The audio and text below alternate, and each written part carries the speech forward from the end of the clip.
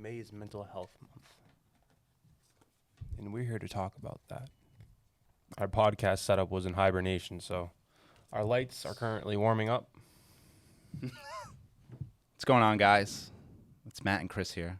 It's been a while since we've been at this setup.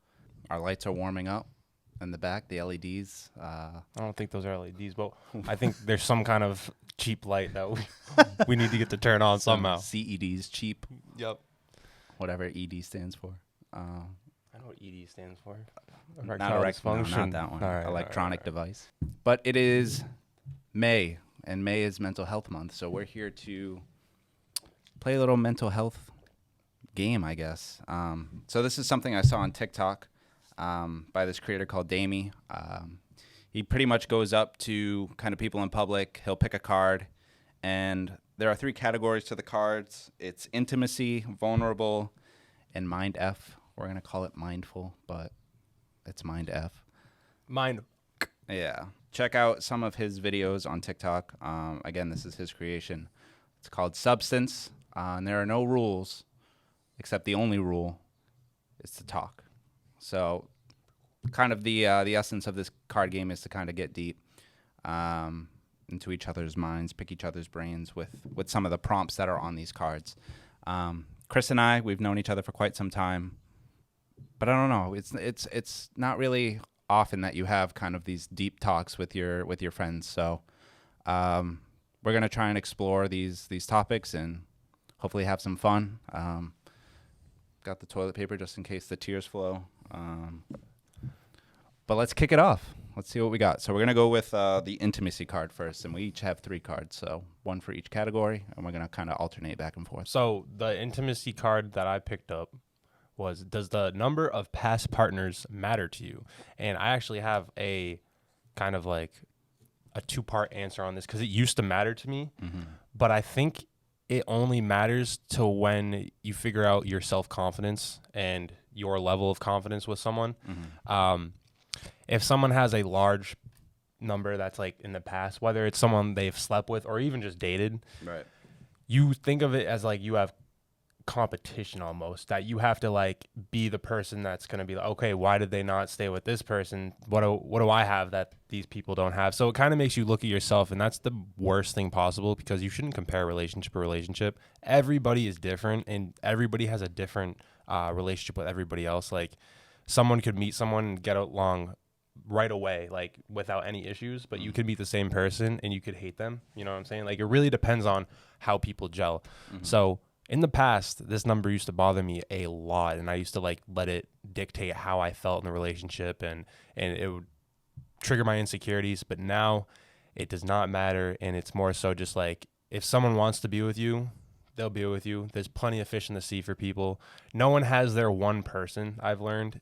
There's multiple people that, you know, souls can meet, souls can connect, stuff like that. So honestly, that's just something that a lot of people still care about to this day. Right. And I see it as a large question. And personally for me, I think you have to get past a sort of confidence, like wall almost, to get past that. For sure. Yeah. So I really... it's not really a question that I kind of go out of my way to find the answer to. You never ask the question. Right. No, I mean, but if it's like, even if it's brought up to me, it's just like, I just feel like I don't know. Not uncomfortable answering it. I just feel like it's unnecessary. It doesn't have much substance. Oh, whoa. He said it. What? Substance. What do you mean? Because I said like, it doesn't have much substance, and then I said the name of the game. Oh, shit. I already forgot. That's so funny. Yeah, but no, I mean, it's shoved in our faces a lot, I think, in social media, where it's like a lot of it's mainly in a negative connotation towards women. You know, guys who have, you know, more bodies or... Yeah, the body count thing is a huge... Like how many times have you seen a TikTok about like, oh, if your body count was on your forehead, like would someone still like date you or something like that? Like It shouldn't matter to that extent. Like people are people. Like every day we go through things. Like you're telling me that you live the perfect life if you fucking haven't had sex with one person, or like you have no... Like no, everything is different depending on who you are and what you've been through. Yeah, and I agree on your point where it's like you kind of have to get past that wall of comparing yourself to the other relationships. Mm-hmm. But it goes both ways. If you can get past that wall, great on you. But if the other partner or person is kind of comparing you, yes, that's like, huge. oh, he spends too much time on Xbox with his friends. Like, my ex used to spend time on Xbox, and I didn't like that. And so it's like you can't. They start like triggering things Right. together, and it's like once you do that, it ruins your Right. idea of the person because you're starting to make them feel like this person. Exactly. Oh So, God, that's like a pet peeve of mine for sure. Yeah. So it's definitely a tough kind of like a gray line kind of thing. But personally, I mean, like you said, it kind of just I think matters on how you connect with the person as an individual, and if it doesn't get in the way, it doesn't get in the way. But Right. you know, easier said than done for a lot of people. Yeah, communication goes a long way. Like I feel like in the past it was very hard to communicate about these types of things within a relationship or within like starting to talk to someone. You don't know what the wall is, or you don't know what the boundary is. But now, like, I think it's very important if you're just going out on a date, like you don't start off the first question like, all right, what's your body count? Right. You don't start off like that, but you can segue into your like, if you really want to know what a person's past is and like what they've been through and see if that's a right fit for you, there's questions you can ask that'll kind of get that. Yep. All right. So my intimacy one is kind of, I mean, goes hand in hand. Do you believe in second chances? Ooh. So me personally, I do often give the benefit of the doubt, unless it's a total kind of breach of trust or what I see as kind of my self-respect. Like if it's something that I truly feel that I cannot get past, like I said, with those two things, then it's definitely a deal breaker. But I do believe in second chances, and I feel like, I mean, that more so correlates with like friendships and stuff like that with the examples that I gave, like friendships or relationships. You know, if you cheat, I don't think you deserve a second chance. If you're just an overall untrustworthy person and, you know, you've done me dirt, I feel like that takes a few tries to kind of really get that kind of image of somebody in your head. So obviously they've kind of had a few chances. But kind of speaking from experience, with substance abuse, I'll say, not with myself personally, but with, you know, someone very close to me, they were able to overcome that abuse. And even though like they did spend a good part of their life, or a good part of their life and a good part of mine, kind of being tangled up in that web, that individual is able to overcome addiction, and, you know, despite the many mistakes that were made, they were able to choose the right choice at the end of the day. And, you know, while I guess the damage had kind of already been done at a point in my life, you know, because when you're growing up very young, up until like your fresh teen years, I guess, you kind of really crave those relationships. And unfortunately, that was kind of stripped away. But in essence, it does come down to the person whether or not they want to change, and I do believe that people can change if they truly want to. So I do believe in second chances in that aspect of, you know, it does depend on whether or not the person really wants to change at the end of the day. And this person in my life, you know, made arguably the biggest change of their life, and definitely for the better. Even if, you know, a significant amount of time had passed, I'm still proud of that person today for that decision that they did make. Shows that it's never too late to kind of get a second chance, like you said. Like, I mean, as much as someone, you know, someone might not deserve a second chance sometimes, depending on what they've been through. I will say it's never too late to get a second chance. You can be as old as like 85 years old, and you can get a second chance from a son that didn't forgive you for all the years and stuff like that.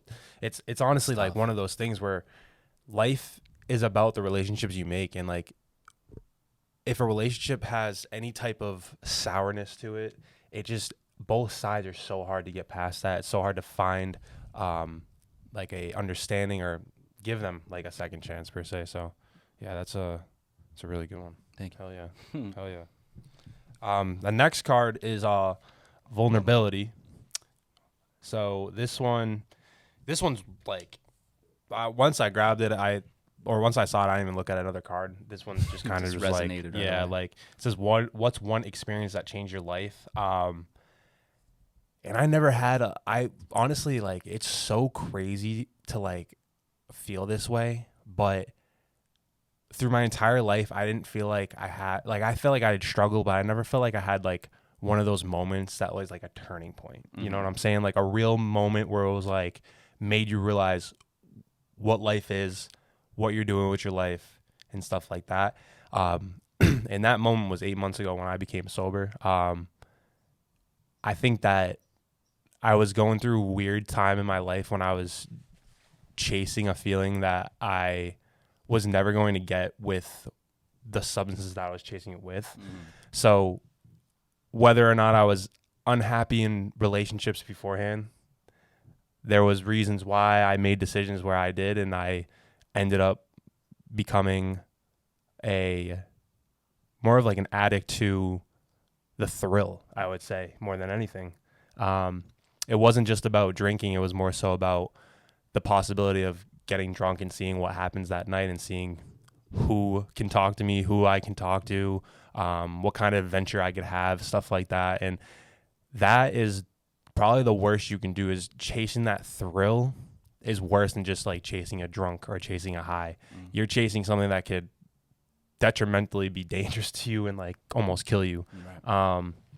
Like the amount of times where this man sitting next to me has seen me go into my car with a little bit of alcohol in my system and has said, am I good? And like the amount of times where I wanted to be in the car and like give myself that thrill of drive. It's ridiculous. Like going back on it and I see how that's changed my life.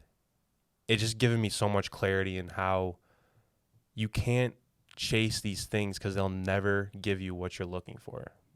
The thing that'll give you what you're looking for is the relationships you spend with people, is the time you spend, is going outside and staring at like the sky. Like that, dude, that can change your whole life. You don't understand how much people, really look at things in their grasp and take advantage of it just because it's in their everyday life and they're chasing something more. But yeah, I'm done rambling on that part. Like being sober changed my life. It hasn't been a year, but 8 months strong. 8 months is crazy. I didn't think I'd be getting to 8 months. I think Matt can attest to it. I think I originally said I was going to try 3 months, and then I was going to try 6 months. And once I hit 6 months, I have not looked back, and I'm never going to look back. And It's like habit forming, like right, no, that's exactly what it is. It's cutting it out, because when I go out now, it's like I don't even want to drink. Like I look more forward to a fucking root beer, dude. Like it's Right, crazy. right. And the thing is, the mistakes that I made that led me up to like making the decision to become sober, like they're terrible mistakes, don't get me wrong, but the people that they know who they are, like they've ultimately helped me, and like they know that they've helped me, and they know that they've had a significant part in my life, even if it was to a point where we hurt each other. Like they know that they helped me in the long run, and I know that they're doing well now, and just it's one of those things where life goes on no matter what, and you kind of keep that same like mentality, Yeah. I would say for me it was to kind of pinpoint it. It was my freshman year of college, and it was probably like late December or January, kind of one of those wintry months. And I had my first panic attack, and I really didn't really have any idea what the hell was going on. I just remember kind of washing my face, and then I was getting ready for bed, and then I just kind of like, when you wash your face and you kind of stand back up, and all of a sudden it just felt like the world was kind of like closing in on you, and you didn't know where the hell you were, and you couldn't really make sense of anything that was going on. So that was kind of the start of like my mental health kind of break, I guess, like if you want to call it a mental break or whatever, my mental health journey. That's when it initially started. And when you were like, oh, should I have anxiety? Yeah. Like, kind of going to more doctor's appointments, going to therapy, and getting prescribed medications for this just completely new sensation that I haven't felt in the 19 years prior, obviously, everything before that moment was like bliss, you know. It was just like, that's where I kind of like, you just kind of went day by day. You didn't really give life a second thought, you know. You were just kind of living to live.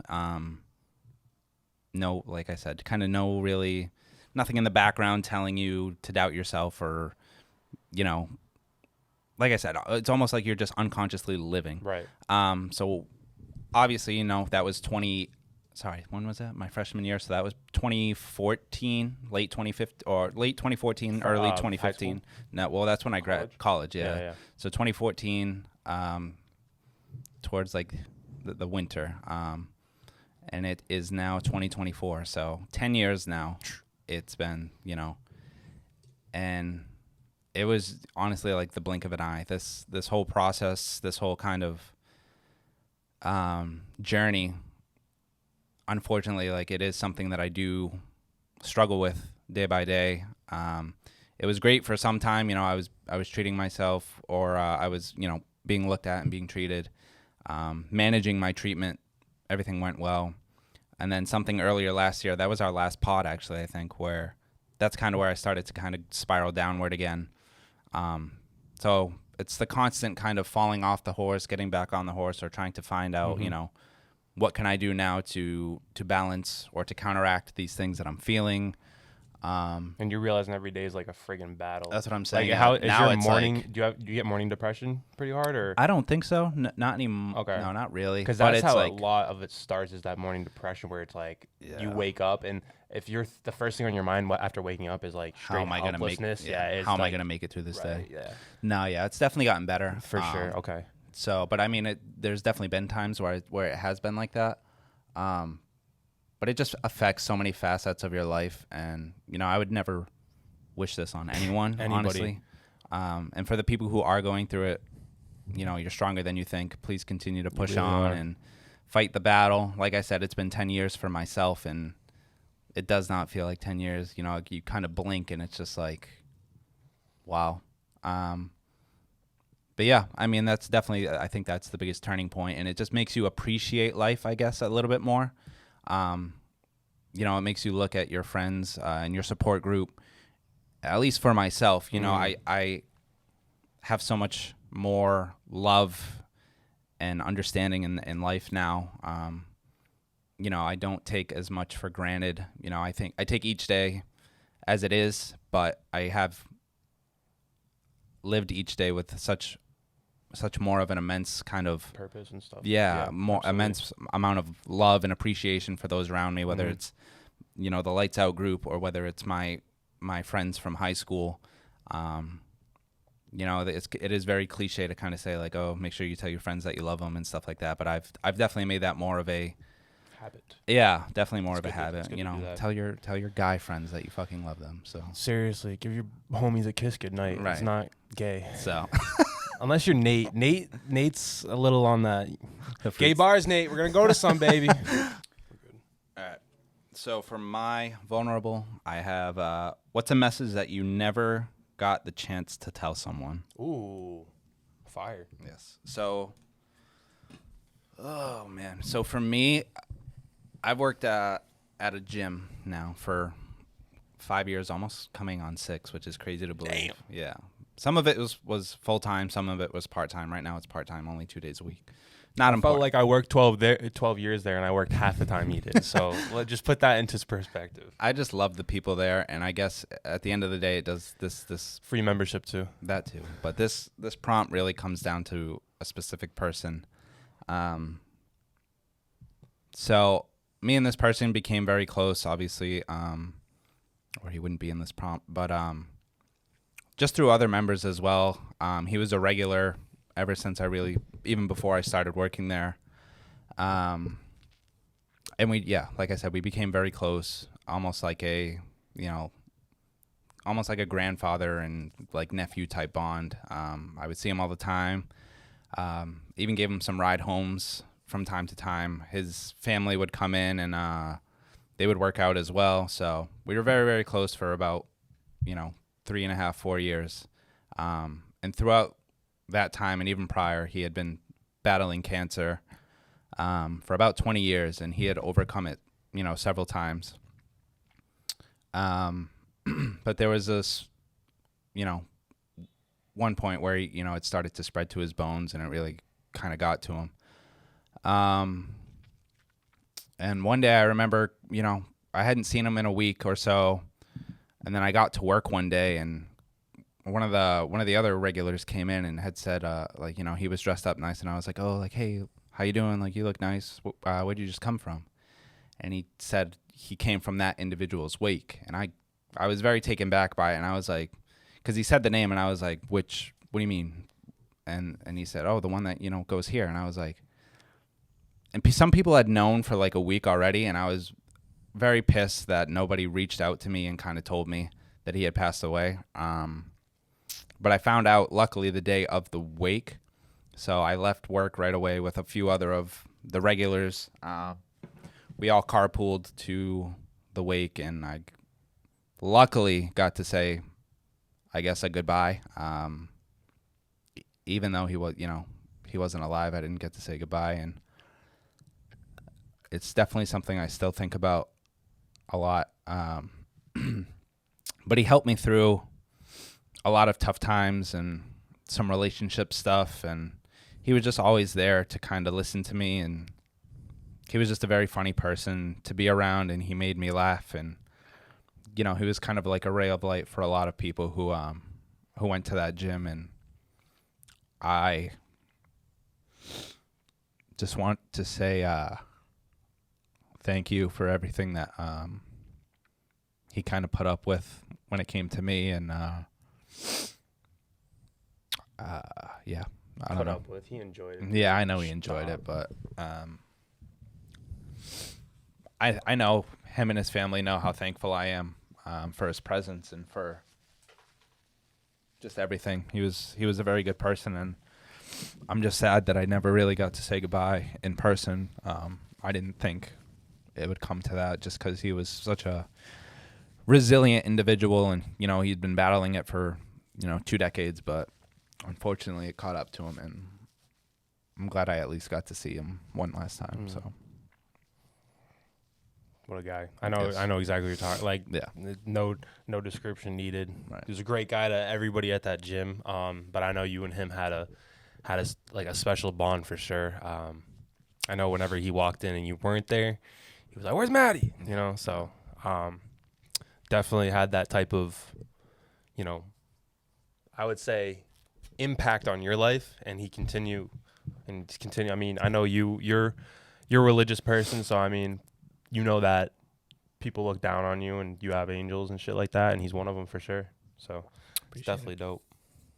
Definitely dope that someone can have that much of an impact on someone just from seeing them at work, somewhere that you didn't really think you'd have an impact. No. Do you have an answer to that question or to the prompt? I mean, that one's always a tough one because I've lost people in my life where, you don't really get to say goodbye. Like, I mean, what are you supposed to say to someone, like, the last time you speak to them? Like, you don't really know. I guess this is kind of just something that I, like, look back at. It's not really, I guess it's not really, I got to say my goodbye to my grandmother, but back in 2012, about 12 years ago when she passed away about the same week that I was trying out for the basketball team freshman year. And I'm going to be honest with you, I thought I had no chance of making that team. Like, I was a fat, like, little boy that had pretty much no business playing basketball. Yeah. I had a shot, and that was pretty much it. And I remember her telling me, like, before tryouts or after tryouts, and I didn't know if I made the team yet. She just gave me, like, she's, gassed my head up. She was like, oh, like, you're such a good kid. They'll be great to even have you on the bench cheering on the team. Like, she said something very, very nice. And then she followed up with, I'll always be here to watch you.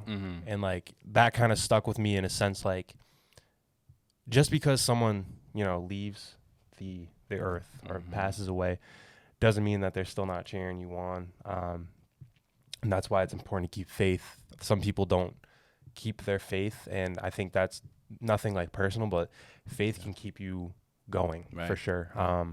Especially when someone that you once talked to every day is not there. You can pray and maybe you'll hear something from them, you know? Like, don't be so close-minded when it comes to that, because it's real. Like, God sends down symbols and God sends down angels for people. Like, it's real. So, yeah, I think that's just important to say that, you know, always make sure you kiss your mom goodnight, kiss your dad goodnight, and Never just know. like, Never you never know know when when's the the last last time, you know? Yeah. Cool. All right. Last but not least, the mind. What's the one question you've always wanted the answer to? I'm gonna be so broad with this. So broad. I've always just wanted to know what the meaning of all this is, dude. Like, Meaning of love. like of all this, like, what you s- like life or like life? all of it, like Okay. all of it together, like from wake up to go to sleep in the morning. Like, everybody has like a daily purpose, The driving force. right? Yeah. But like, obviously, there's talks about the Big Bang and shit like that. Like, I want to know what the fucking purpose is. Why we're all here on this earth. And there might not be one purpose. Maybe there's multiple, but it's a question I've always wanted the answer to. But I know if I was to know the answer, I'd probably just die after that, because it'd be like, oh, that was it? What the fuck? Yeah. You can't really process No. that type of answer. So it's more so just like, yeah, I want to know the answer to it, but maybe that's because I'm so passionate about life and like figuring it out. You know what I'm For saying? sure. Yeah. I think that's just everyone's kind of individual journey. It's like, what is the reason I'm here, or what is the reason? What's my path? I mean, like you said, even in a broader kind of aspect, you know, it's, you take the videos that you see of like, you are here and it's planet Earth, or it's like a state, and it's like the state of Massachusetts, it zooms out, it's the USA, it zooms out, it's the entire globe or Earth, and then it, you know, goes through all the planets, and then the galaxy, and then the observable universe, and it's just like, It's like, where the fuck holy does this shit, end? bro. It's like, we are truly like You seen Horton Hears a Who? a speck of dust. Yeah, that's what it feels like. Yeah. Exactly. Yeah. We're just a who living on a little dandelion in the universe of And the elephants are just like, yo, what's good? right. Like, Yeah, just being observed by who the hell knows what. But it's such a crazy thing to think about, you know, at the end of the day, like the cosmic scheme of all that there is. And I think obviously the human brain isn't built to kind of comprehend anything to that magnitude, you know. That's why even faith in general, like whether it be like, oh, if you have faith in something, it's the belief of something that you cannot see or that you cannot know is to be true. Like, oh, I have faith. Like, if I, even for you, oh, I have faith that you'll pass this interview. I have no idea. I mean, it's just a belief. it's exactly, at the end of the day, it's like, it's a core kind of belief system that it's like, all right, I believe that Chris will prepare well enough to do this, or I put my faith in Chris that he's got this handled. Obviously, some things are more in other people's controls Right. than it is your own.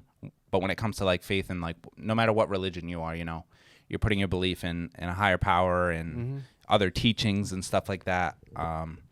You're putting it out there, like you're putting it out for the universe to like choose what it wants to do with it. I think that's the biggest thing, is like manifestation. People are like, oh, I can't manifest anything. Like, it doesn't happen. It's like, well, at least put it out in the universe. Like something will hear you along the way. Like, people don't realize that life moves at the pace that you move with it. Like, it's just gonna keep moving no matter what. But you gotta keep your own pace. Keep trudging. Like a treadmill. Like, you know how if you start running on a treadmill, maybe you'll start going a little bit faster. But if you're walking, no, not a treadmill. What's that? At the airport, what's the little? I don't know, the conveyor, self-moving things. Yeah, the conveyor things, right? So Okay. if you run on one of those, you'll move a little bit faster. But if you walk at the same speed, you're going to be at the same speed. And if you stand still, you're going to move backwards. So that's how it kind of is about life. You got to kind of hustle to get ahead. And if you do the same routine over and over, you're just going to stay in that Stand same still. spot. Yeah. And if you don't do anything, It's gonna bring you. It's Yeah. going to bring you back to the beginning, bro. Yeah. And like, that's a great way of looking at life and like manifesting things.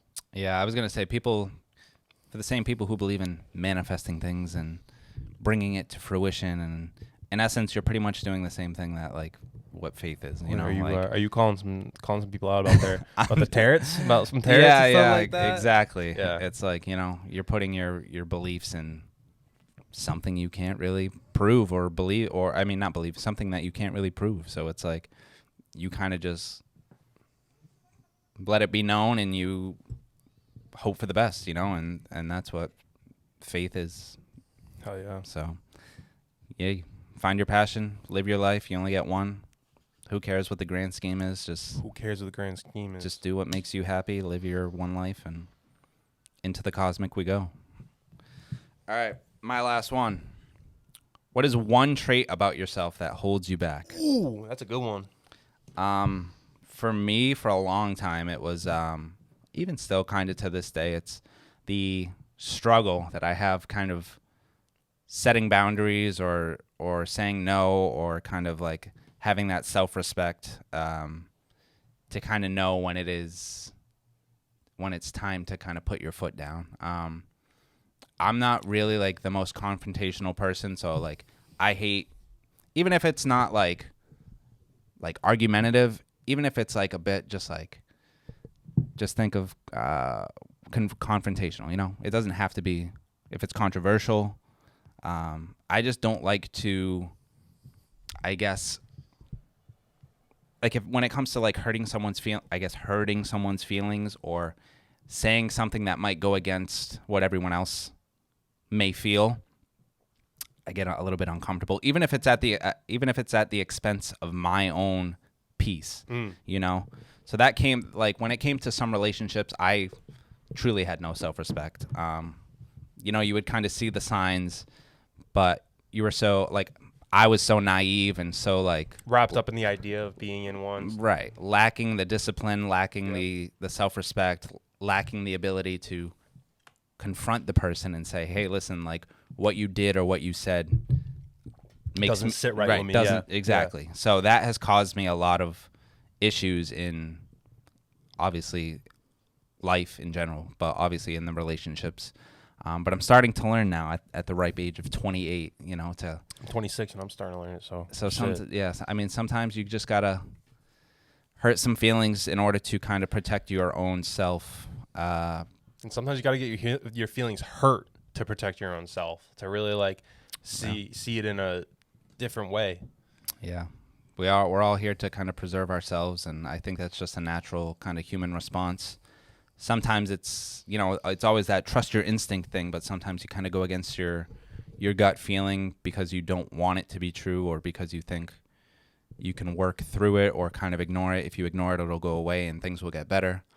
But yeah, just learning how to say no and set boundaries, and It's a good one. it's becoming a good practice. And it definitely feels good once you actually start to put that into practice. Like I've had an instance where I've had to do it, and kind of you just feel a weight kind of fall off your shoulder, and you kind of feel like, you know, People don't realize it's a form of self-love, is like saying no and setting those boundaries. Like Right. that's like in the 5 like things that help you love yourself. That is literally one of them, is setting boundaries, so you don't make yourself feel uncomfortable, stuff like that. Wow.